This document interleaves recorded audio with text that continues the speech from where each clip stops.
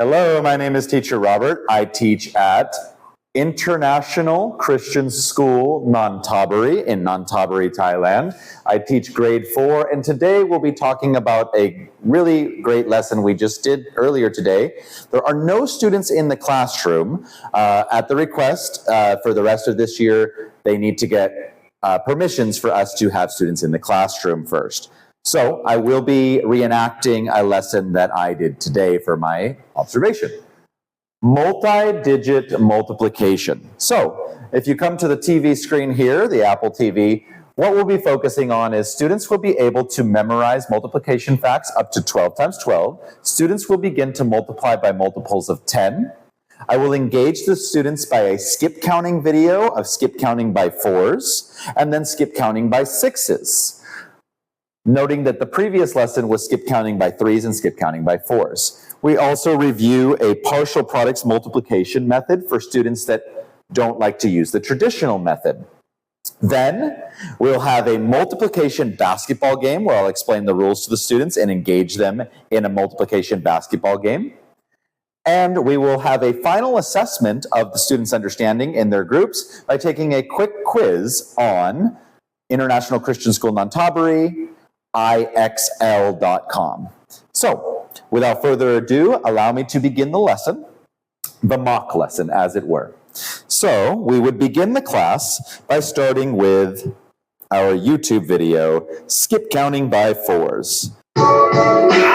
Okay, now during this video, the students would follow and clap along with the teacher, skip counting by 4s, while pausing the video and asking them 4 times what equals 16, looking at their hands and calling it out. Now, without further ado, we would do the same thing for 6s with a skip counting video.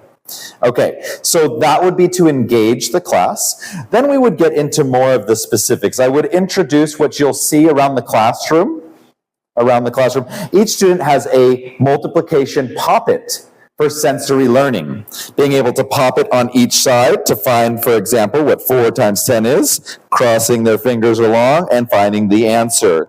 So, after introducing our multiplication pop-its, which have been attached to each of the students' desks, I would proceed to go over a few of our multiplication identities. So, drawing from information that the students already know, I would remind them of the identity of the property, identity property of addition, reviewing that, and then showing them that there's also an identity property of multiplication and demonstrated on the board as so, that the identity property of multiplication is that any number times 1, of course, equals itself. And then we would go ahead and remind them of the commutative property of addition, engaging the students in their memory of what that was in the previous chapters. And we would go over the commutative property of multiplication, which of course says any two or more numbers that are multiplied by each other can be multiplied in any order and they will still equal. So 3 times 2 equals 2 times 3. And finally, of course, the associative property of multiplication, leveled for grade 4, of course, while reminding them that there was an associative property of addition. We'd go ahead and demonstrate that equation to the students, asking them to give us feedback of what numbers we could include. So using parentheses, of course, 4 times 2 times 3 would be equal to 3 times 2 times 4. Once again, demonstrating that as long as the numbers do not change, the order of the numbers won't matter for these different properties of addition, scaled for grade 4. Okay, after we would demonstrate that information, we would demonstrate 2 more words, actually 3, factors, products, and fact families. Now, the students will already know what fact families are from previous chapters, so we would go ahead and write a sentence about what is a factor by demonstrating it in an equation and a sentence. So, a factor, asking the students if they recall, any 2 numbers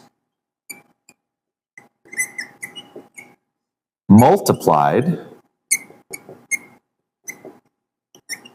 to get a product. Putting that in a sentence, a factor is any two numbers multiplied to get a product. And demonstrating that on the board, 3 times 2 would be factor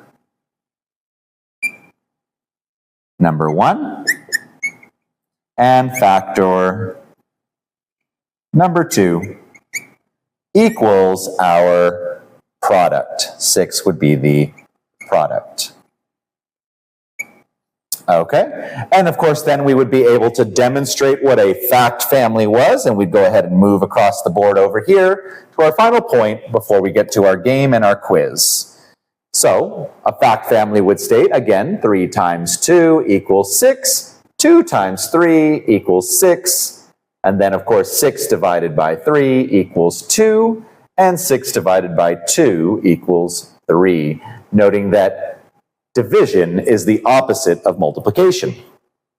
The next part of our lesson would proceed over here to a basketball game. The students would be grouped in their groups of 4, and we have 5 groups of 4, 2 minutes each. We would proceed to have one student standing here to shoot the ball every time their partners called out a multiplication flashcard. For example, 8 times 6, and one of the students would come across to the 8, and the second number would be coming across to the 6, and they would meet each other to find the answer, call it out, and the fourth student would then shoot the ball, and they would gain points as a competition. Each group would do 2 rounds. The first round would be flashcards. The second round would be a factors round. Find the missing number. So it's important to teach the students factors while you're teaching them multiplication so that they can move on to division later and understand that relationship. So one of the students would call out any white number here on the multiplication mat. For example, give me 2 factors of 30. Therein, their partners would be able to walk to the 5, and respectively, the 6 and the 5 coming down to 30. Of course, they could also choose to walk down from the 10 and the 3 to get 30, and they would get the same result, finding those factors. And whatever factors they came up with, again, allowing their fourth student to rotate and shoot the ball. They would rotate as they went. During this activity, all the other students would be engaged using their poppets to solve the equations as they're called out while witnessing each group do the activity. So keeping all students engaged during the lesson while having a main engagement lesson there. Finally, I'd like to demonstrate our assessment at the end of the class. So for the assessment, we like to use ICSN, IXL.com. So here I had prepared a practice quiz that I'd like to show you now. I will go ahead and end that quiz that we've taken today. And if you look here up at the screen, so what you'll see is we had a very, very great result. Most of the students scored between a 14 and a 15 out of 15. And I can give you an example of what that quiz looked like. Okay, as you can see, we would start out with a couple of simple questions, such as 0 minus 7, demonstrating the 0 property of multiplication. And then we'd move on to questions on the quiz. So here we have our multiplication quiz on IXL, where the students will be able to use their individual iPads to take the quiz and assess their understanding of what we learned today. Starting off with some simple engagement questions, simple one-digit multiplication, moving forward to understanding the different properties of multiplication, such as the commutative, identity, and associative properties that we would have discussed earlier in the lesson. And finally, finding the missing numbers in those properties, those given properties, knowing how to multiply by base 10, and finally finishing off with finding the missing factor as we practiced during our multiplication basketball game to a multiplication problem. Being able to use their ideas of fact families to solve equations such as this. Thank you for taking the time to review my lesson here at International Christian School Nonthaburi about multiplication. I hope you learned a few things along the way. If you have any questions for me, please contact me. Again, my name is Mr. Robert, and I can't wait to see you next time. Bye-bye.